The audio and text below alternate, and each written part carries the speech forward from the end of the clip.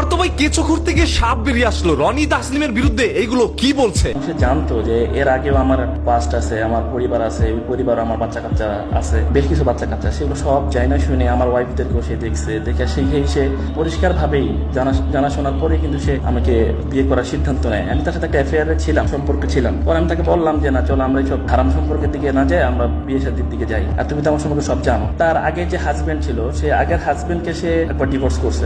Divorce করার পরে সে বললো যে আমার হাজবেন্ড আমার খরচ দেয় না, টাকা পয়সা দেয় না। আমি তার বললাম, দেখো আমার তো আসলে বউ আছে, তাদের সাথে আমার বন্ডিং খুবই ভালো, আবার সেই ঘরে বাচ্চাও আছে অনেকগুলো আমার, তুমি তো সব জানো।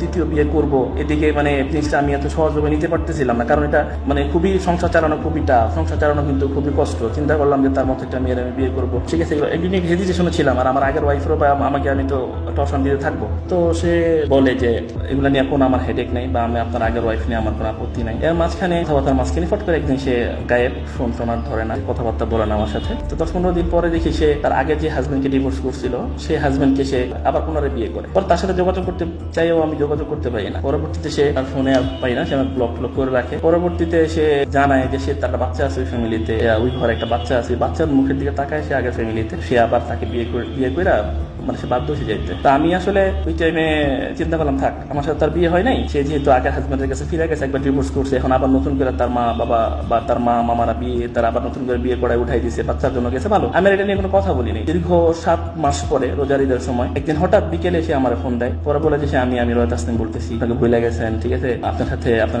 মিস করছি, আপনার সাথে আমি ভুল করছি, আপনি বলেন আমার ক্ষমা করে দিয়েছেন। পরে বললো যে আমার হাজবেন্ড এই করছে সে করছে, তারা বিশ্বাস করে গেছিলাম, তো সে আমার ভরণ পোষণ ঠিক মতো দেয় না, সে অনেক আশ্বাস দিয়ে আমাকে নিচে, কাবিনের টাকাও দেয় নাই, স্বর্ণগয়না দিবে বলছে, এগুলো দেয় না। আমি আসলে আর তার সাথে থাকবো না, আমি আপনার দিকে মুভ করতে চাই। পরে আমি বললাম যে দেখো, আমি সব ক্যাসেলে পেছালে যাবো না, তুমি আগের বারও ঝামেলা করছো, নর্মালি যদি থাকো, নর্মালি আমার দোকানে আসো, লাইফ টাইপ করো, নর্মালি ফ্রেন্ড হিসেবে আমরা কথাবার্তা বলবো। তো সে বললো যে আচ্ছা ঠিক আছে। তার সাথে সে ফোন রাখে না, কান্নাকাটি, প্রচুর কান্নাকাটি সে সেদিন করছে, তার সাথে কথা বলছি, তারা সঙ্গ দিচ্ছি। পরবর্তীতে সে কি করলো, কিছুদিন পরে আমার সাথে দেখা করলো, দেখা করার পরে সে আমাকে বললো যে আমি তার সাথে সংসার করবো না। বললাম ভাই, এটা তোমাদের ব্যাপার ভাই, তুমি একবার আমার সাথে সম্পর্ক জড়ায় আমার বিয়ে কথা বইলা, আমার ভালোবাসার কথা বইলা, করে তুমি আবার আগের হাজবেন্ডের কাছে চলে গেছো, তো এটা আমি তো ভাই এখন আবার তোমার সাথে ভাই আমি এগুলো ঝামেলা টামলাতে আমি যাবো না। তো পরবর্তীতে সে তার হাজবেন্ডকে ডিভোর্স দেয়, ডিভোর্স তালাক নামাও আমার কাছে আছে, এর আগেরটা আছে, এত লেখালেখি এত কিছু, আমার ভিলেন টিলেন বানায়, তো একদম মানে একটা জায়গায় নিয়ে গেছে যে আমি ভিলেন। আসলে পুরুষ নির্যাতন তো আমরা অনেকে যাই না,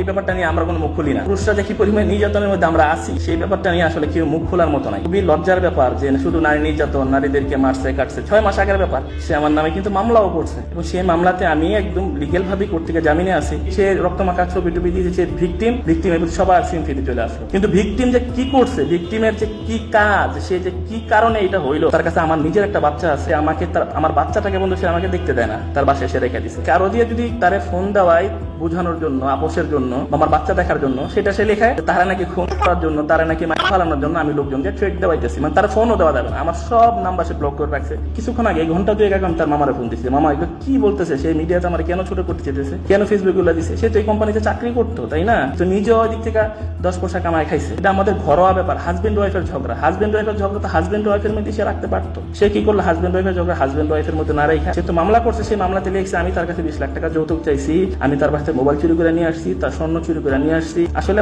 মিথ্যা ছাড়া তো মামলা হয়, এটা আপনারাও জানেন। সে অনেক কথাবার্তা লিখছে। আমি ব্যবসায়ী মানুষ, সে আমার দোকানের একটা কর্মচারী, তার আমি বিয়ে করছি, তার কাছে আমি কেন 20 লাখ টাকা যৌতুক চাইতে যাবো, আর তারে কেন আমি ছোট করবো, খাটো করবো? তার সাথে আমার ভালোবাসারই সম্পর্ক ছিল। লাস্টে সে এই লোকটির মুখ থেকে কথাগুলো শোনার পর আপনাদের অনেকের অনুভূতি আঘাত লাগতে পারে, তবে আমি সর্বশেষ একটি কথা বলে শেষ করতে চাই। আজকে আপনারা যখন তাসনিমের ভিডিও এবং ছবিগুলো দেখছিলেন, তখন তার প্রতি আপনারা অনেকটা ইমোশনাল হয়ে গিয়েছিলেন। যখন আমার এই লোকটি লাইভে আসলো, তখন তার প্রতি ইমোশনাল হয়ে গিয়েছেন। এখন আপনারা যা শুনছেন তাই কিন্তু বিশ্বাস করে নিচ্ছেন। আপনাদের মাথা মগজটা একটু খাটান, তাহলে সম্পূর্ণ বিষয়গুলো এখানেই বেরিয়ে আসবে। তাসনিম যেরকম তার স্বামীকে রেখে অন্য ছেলের সাথে পরকীয়া করছিল, সেরকম ভাবে রনিরও 3টি বউ থাকা সত্ত্বেও তাসনিমের সাথে পরকীয়ার সম্পর্কে লিপ্ত হয়ে তাকে বিয়ে করে। তাহলে অপরাধী হলে দুজনে কিন্তু সমান অপরাধী। আজকে এরকম 2-4টা রনির কারণে অসংখ্য মেয়েরা তার সংসার ভেঙে রনিদের কাছে এসে আশ্রয় নেয়। সেরকম ভাবে এরকম কিছু তাসনিমের কারণে অসংখ্য বউ রেখেও তারপর শেষ করে রনিরা তাসনিমকে বিয়ে করে নেয়। আবার মুখের মধ্যে দাঁড়িয়ে রেখে যদি আপনি বলেন ইসলাম আমাকে বলেছে আরো বিয়ে করো যদি তোমার সামর্থ্য থাকে, তাই আমি বিয়ে করেছি, যদি মানেন ইসলাম তাহলে সম্পূর্ণভাবে মানবেন, কারণ ইসলাম এও বলেছে কেউ যদি পরকীয়া করে মাটির নিচে গলা অব্দি পুঁতে রেখে যতক্ষণ না পর্যন্ত তার মৃত্যু হয় ততক্ষণ পর্যন্ত পাথর নিক্ষেপ করতে থাকবেন। শুধু বিয়ে করে আপনি একজন মুসলমান সেটার প্রমাণ দিতে যায় না, তাহলে